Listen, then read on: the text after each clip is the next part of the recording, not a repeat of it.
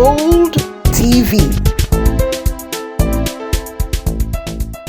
A warm welcome to you, amazing audience, and those who are watching us from wherever you are. Good morning, good afternoon, good evening, depending on your time zone. Welcome to another episode of Bold TV, Beautiful Outstanding Ladies with Disabilities, powered by Bold Hearts Initiative. And we come your way every Saturday, 10:30 a.m. to bring you enlightening, educative, and informative programs discussing topics that affect women with disabilities and indeed the disability community as a whole. So today, my name is Afyong Etim and I'm your host for today. I'll be talking about the journey to self-discovery. Today, before we dive into our topic, I'm just going to, solicit for your support to help us stay online, to help us keep passing on relevant messages that can help women with disabilities out there to be able to live more productive lives and improve their quality of life in general. So one of the ways you can support us is by sharing our videos, liking and commenting. Subscribe to our YouTube channel and turn on notifications so that you know when we have new videos up there. Like our Facebook page. And also, if you have questions or you need to reach out in any way, please use our email address that will be scrolling on your screen. Go to Facebook. You can drop a message for us and someone will get back to you. Thank you for always being there. We appreciate your presence and for tuning in to listen to us. And we hope that you will take the message you get and pass it on. So today, like I said earlier, we're talking about the journey to self-discovery. Self-discovery is very important. If you do not know yourself, then anything else that you know falls short. You must know yourself for you to be able to make progress. You must understand yourself for you to be able to decide where am I going and what am I doing. You must know the who before you can know the where, the how, and the why. So today with me, I have two amazing ladies who are joining me, who will be helping me do justice to this topic. And I'm going to allow them to introduce themselves in our usual fashion. So first, Tomisin, please go ahead. Thank you very much, Afyong. A lovely, lovely morning to every of the viewers out there. Thank you for joining us today. My name is Tomisin Adeyefa. I'm a journalist. I'm a disability inclusion facilitator. I'm also a disability and gender advocate. Quite a whole lot of other things. And I'm also the executive director of Popular Abilities Foundation, a member of Bold Hearts Initiative as well. Feels good to be here. I'm based in Abeokuta, Ogun State. And I'm also a visually impaired person by way of introducing my disability. All right, Tomisin, welcome. It's good to have you here. All right, Osaki just joined us. Osaki, please introduce yourself. Hello, good morning, beautiful ladies. I remain Osaki Teresa George with career. I reside in River State on Polio warrior. I'm a freelancer and a farmer. I'm so glad to be here. Thank you very much. Welcome, Osaki. And we have a returning guest. If you watch our videos, you would have seen her a time or two joining us on the program. So Oreva, please go ahead and introduce yourself. Hello everyone. I am Mrs. Oreva Ikime. I am a lawyer and legal advisor to Delta State University, Abraka. I am based in Delta State, and I am an advocate for disability, and then I am also a polio survivor. Thank you. Welcome. It's good to have you. And as your host, my name is Afyong Etim. I'm a lab scientist. I live and work in Uyo, Akwa Ibom State. I use a wheelchair from spinal cord injury, and I am a member of Bold Hearts Initiative. Now, let's dive into our discussion. First and foremost, let's just lay a foundation. What is self-discovery? What is self-discovery? I know the word itself is self-explanatory, but let's just, lay a foundation. What is self-discovery? Tomisin. Okay, thank you very much, Afyong. Just like you said, self-discovery simply means finding yourself. Okay, so when you're born as a child, you have pictures of what you want to be in the future, in 10 years, 5 years. As a child, you watch movies, you read books, you see people around you, and you create that image of who you would like to be or what you would like to be in years to come. And then at some point, as you grow older, probably in secondary school, at the university, during your NYSC, or as you learn a form of business, or it could even be when you are in your 40s. You suddenly develop a passion. You suddenly develop something that makes you happy, something that makes you comfortable, something that you want to live, you want to wake up for every day, something you find pleasure doing despite the challenges. And that is that point where you have, found yourself. You have discovered who you are, who you should be, who you ought to be, and you begin to walk in that direction. Thank you. All right, self-discovery. Asking questions, finding out who am I, what makes me me. Oreva, let me allow you add to this. Yeah, when we talk about self-discovery, for me, is that personal and inner understanding of oneself in relation to the environment we live in and how you yourself impact on that environment. That's self-discovery, because it has to do with, first of all, understanding who you are, and then when things begin to happen to you, you find a way to also happen to things. It comes from that place of your personal understanding of who you are. So, and for me, self-discovery, it's not a one-day thing. It's a journey. It's a lifelong journey. As new things happen to you, when you get new experiences, to begin to understand even better yourself. Thank you. Thank you very much. Understanding yourself. And I like the parts where you talked about how you interact. Because when you know yourself, it determines how you interact with your environment.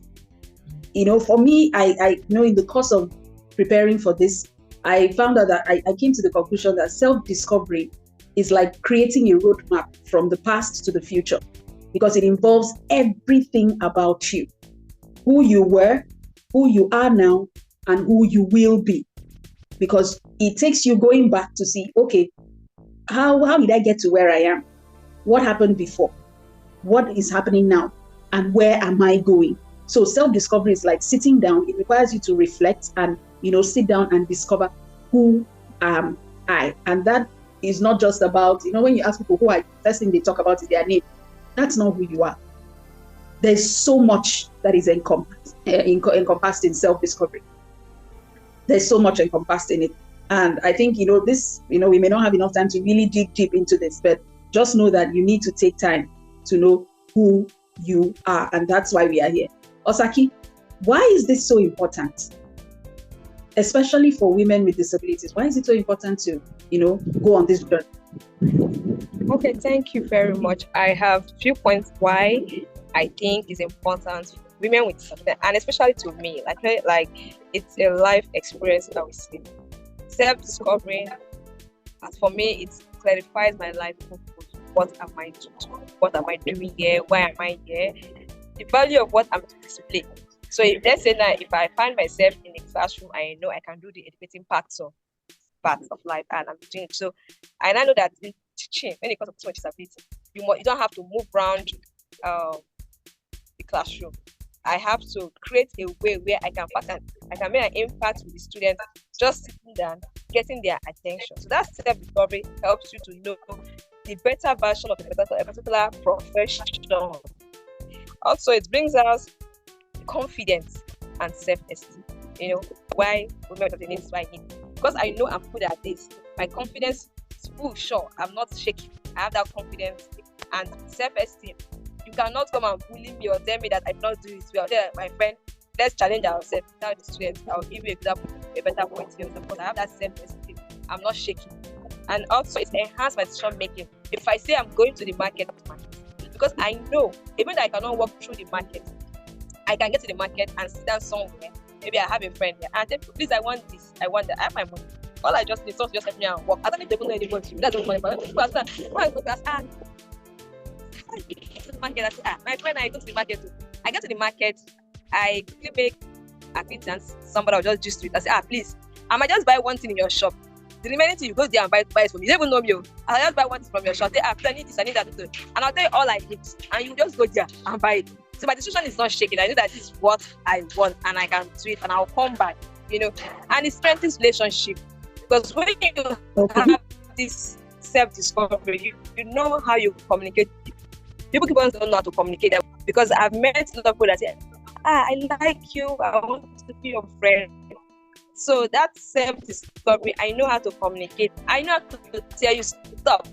I know how to make people continue. Thank you All very right. much. Okay. Osaki, you've said a lot. You've talked about, in fact, my next, we've already encroached into my next question, and that's what we're going to move on to. But I just want to highlight some of the things you said. You talked about decision making. You've talked about relationships. You've talked about, being able to interact appropriately with people. One reason why I think it's so important for women with disabilities to, understand themselves is because sometimes it's easy to confuse who you are with what has happened to you. More often than not, women with disabilities tend to, think that their disability is who they are. And so everything they do, they look at it through the lens of disability. They believe that, anything you say to them, they tend to look at it through the fact that, I'm this and that, I have, I use a wheelchair, so whatever I need to do, I have to factor this in.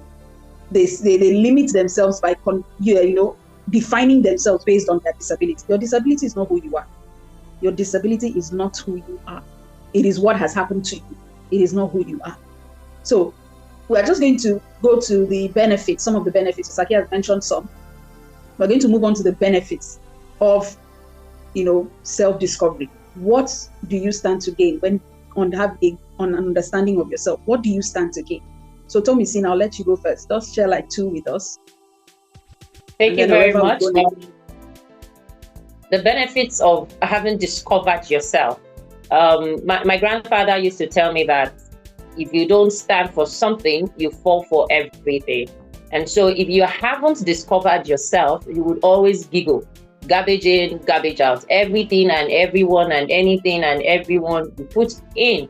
And then these things have a way of also forming your output, the way you react, the way you do in your relationships, the way you operate in your work environment and all of that, because you haven't set that space, you haven't carved that niche, you haven't found who you are in all of the noise. And so one major benefit is that it helps you to distinct yourself. It helps you to carve a niche for yourself. And that way you can follow your focus. You can focus on your focus, like they used to say, and don't get confused in the midst of all the distractions and the noise. Another benefit a woman with disability will gain from discovering herself is that it opens you up to opportunities.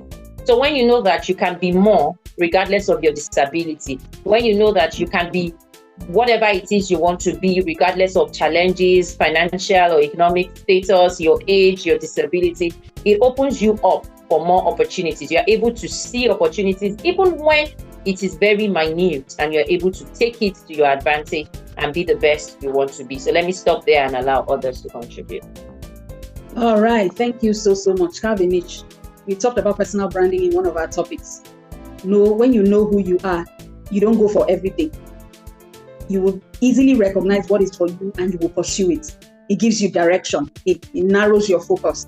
And then you've also, gone on to talk about, you've gone on to mention how it helps you in other ways as well. So for women with disabilities, it is important to take time to understand yourself. Oreva, please contribute to this. Yes, just as a contribution, first of all, we need to understand that as women with disabilities, the society automatically and already, are going to relegate us to the background. It's just a given. So as a woman with disability that is self-aware, that is on a journey already of self-discovery and knows who and what she is doing in life, that self-discovery and that self-awareness that we have as women with disabilities will help us to live the best life we can live. It will make us to make factual decisions, realistic decisions. When we are talking and when we are making decisions, we are not making it from a point of emotional standpoint or of pity or whatever. We know this is what we can do because we know ourselves. So that's what self-awareness or self-discovery can do for us. Thank you. Okay, thank you very much. Gives you the boldness to pursue, to go after what you want. You know what you want and you go after it. You're not, when Tomisin was talking, something came to me that if you don't define who you are, you will just adopt any image. People will define who you are. If you don't know who you are and you don't define who you are, other people will tell you who you are. and you will not have a choice but to accept it because you don't know who you are. So it's very important. You must know who you are, understand yourself to a point where if somebody says something, you know, this is not me. And you can easily decide to walk away or do something about it. So it's very, very important. And, with this new benefits, I believe that, by this time someone is asking, okay, how do I start? How do I discover myself? How do I understand myself? So we're going to move to that question now. And I'd like us to be very practical. How can a woman with disability begin this journey of self-discovery? Where does she start from? Is it just to sit down and think? Where does she start from? How can she begin with this? So, Oreva, I'll let you go first. Oh, okay. Discovering yourself. The starting point really is, first of all, knowing what you want and what you don't want. There's this concept of habits, that we have as human beings. For example, let me use an instance. In my office, my immediate boss has a way of trying to excuse whatever is happening or use me as an excuse. Maybe, for example, something needs to be done, maybe like a memo needs to be written, and it wasn't me that was supposed to write it. And then he would not say, "Oh, sorry, that is not done. The people in my office, one of them is disabled." The first time it happened, I just allowed it to slide. Okay. Sorry for this man, an old man, Then the second day happened, I was like, "Excuse me, sir. I don't know how that is any point." I stood up to him. I told him, I said, "Look, I'm not, the only thing I will not be able to do is run a marathon. And thankfully, I'm working in a place where that is not needed. All that is needed is my brains. And I can tell you what I bring to the table. So I don't think that using me as an excuse will work. I take exception to that." And that was the end. So when you understand yourself and you know what you don't want, nobody will even toy with you. Nobody will dare it. So that's the thing. The starting point is, first of all, knowing what you want and what you don't want. When you take a stand, every other thing will fall in line. Wow. I'm just laughing because when the man said that the reason why work is not done is because one person in an entire office is disabled. So the whole office is crippled. Everybody everything has fallen apart. And I'm wondering how. Anyway, but I'm glad you stood up to him because you know that you are not the problem. If you hadn't done so, you would have continued to do so, and then at some point, he would make you a liability, and they would think, "Oh, because of you, the work is not getting done." I'm glad you stood up to him. Osaki, if you want to add to that, let's hear what other way can one start this journey. All right, thank you very much. One of the ways we can start self-discovery is reflecting on your current self at the moment. Where I am, is it where I want to be? Am I okay with it? And if it's where you want to be, you can advance in it. If it's not where you want to be, you can try new experiences and see how good you are. It might be better in this new experience. So you can also discover new things, or you advance to where you are in a better version that even you'll be happy. And also, you can start a journal, like writing out the things you wanted before now and how far, or maybe the future, and start thinking what you've gotten and how you can get to the next steps. Thank you. Thank you very much. You made some key points. Self-reflection. That is one of the key requirements for self-discovery. Many of us are afraid to confront ourselves. So many times, we only attend meetings with other people, but we don't have meetings with ourselves. We don't sit down and talk to ourselves and like, "Babe, what's happening? Why are you like this? Why are you doing this?"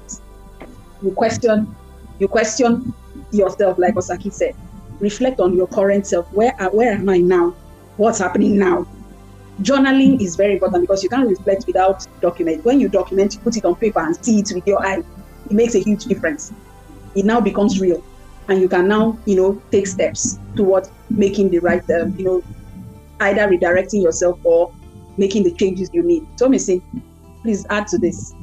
All right, thank you very much. I would say another practical way by which you can discover yourself is to do a SWOT analysis of yourself. Like you said, journaling, write down your strengths, your weaknesses, the kind of opportunities that are available to you, and what you consider a threat. And I would like to say this, when you're doing all of this, please, going forward, work on your strengths, leverage on it. A lot of times we spend so much time working on our weaknesses, and then we forget that we are good at something. We forget that we could be the best at a particular thing. We just focus on the fact that people say, I used to sleep too much. Let me see how I cannot sleep. And then you deprive yourself of sleep. You don't eat well. You continue to focus on the weakness, forgetting that there are other things that you are very good at. So leverage on your strength to ensure that your weakness is worked upon, and then you will see more opportunities come by, because you are living on what you consider your best. That's one way. Another practical way is, don't be afraid to tell yourself the truth. A lot of times we make excuses. We try to cover up. We try to, do whatever. Don't be afraid to tell yourself the truth. And self-love is very important. When you tell yourself the truth, if you know you are goofed, forgive yourself first before you begin to ask for forgiveness from any other person.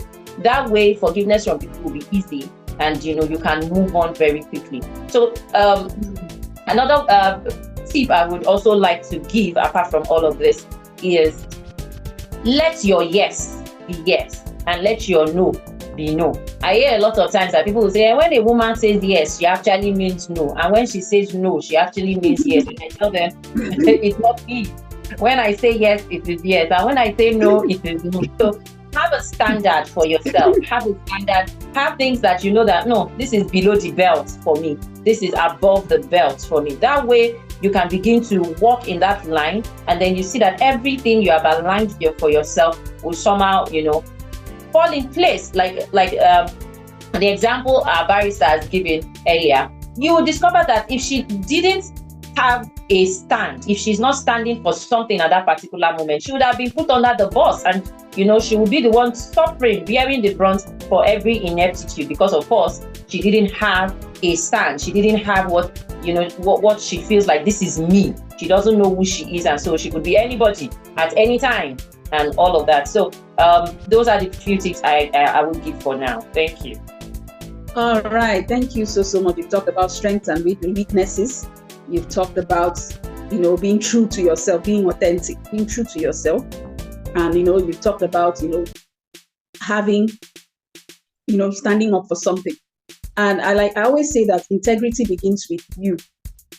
Integrity is not just about how you relate with other people. It's also about how you relate with yourself. How do you relate with yourself? Can you trust yourself? We tend to act better well when we are facing other people, when we're interacting with other people. When it comes to ourselves, we can lie to ourselves, we can do anyhow. So integrity begins with you. Can you trust yourself? Do you trust you? And when you say you will do something for yourself, do you do it? Do you keep your word to yourself? These are questions you should ask. It's part of it. If you can identify this, if you can be honest with yourself, it's also a key to discovering who you are.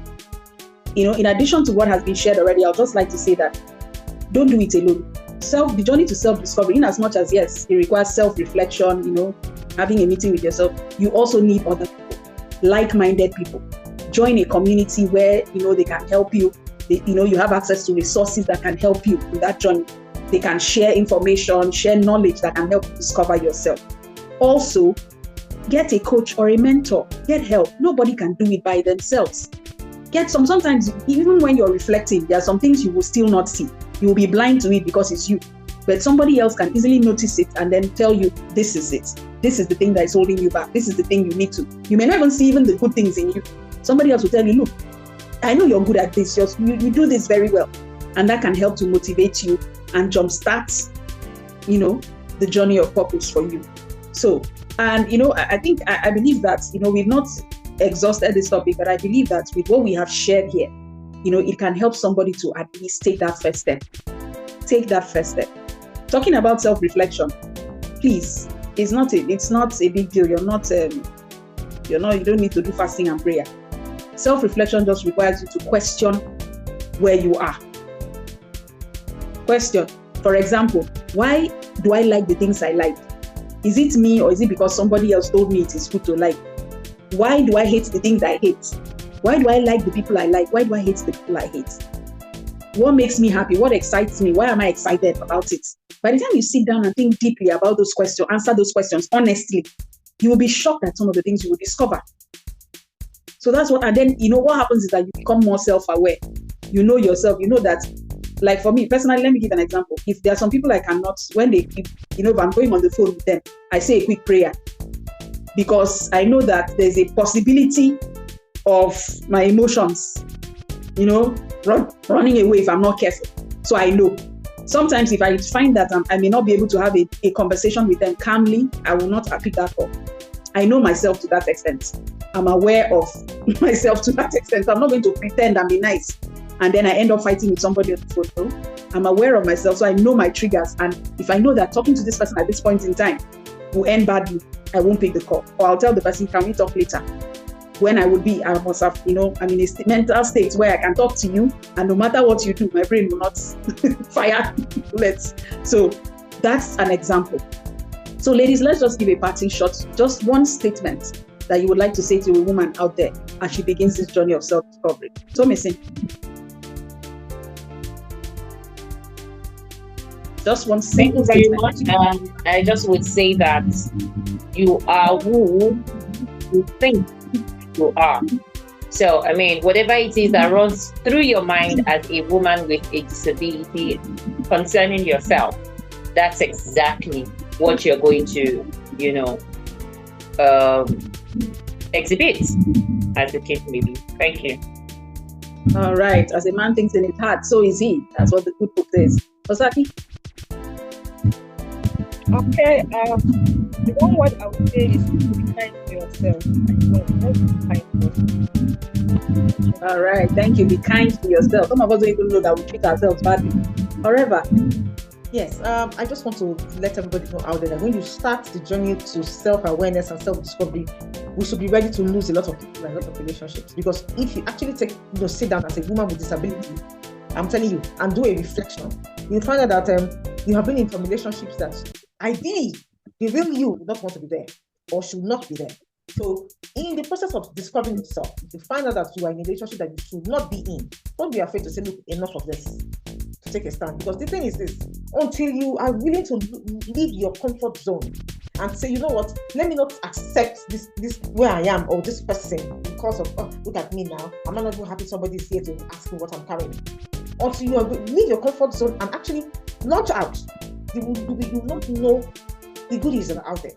So self-discovering yourself is getting ready to tell yourself the honest and realistic truth, face the facts, launch out, and lose who ought to be lost.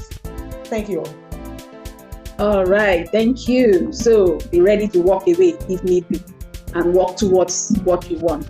All right, thank you so much, ladies. You've done amazing, and the contributions have been really, really good. And thank you for all that you've said. And I think someone out there has learned some, lessons and has taken some key takeaways that they can go and implement. The important thing is don't just hear it, do it, and that's where you will begin to see the transformation. So until we come your way again next week, Saturday, same time, 10:30 a.m. Be good to yourself, do what's best for you, and seek help where necessary. Do well to like, comment, and share this video. Subscribe to our YouTube channel, like our Facebook page, and reach out to us via our email that will be scrolling on your screen. Thank you so much, and we look forward to seeing you again. All right, let's unmute our mics and just say bye-bye, ladies. Bye. Bye. See you next week. Thank you. Bye.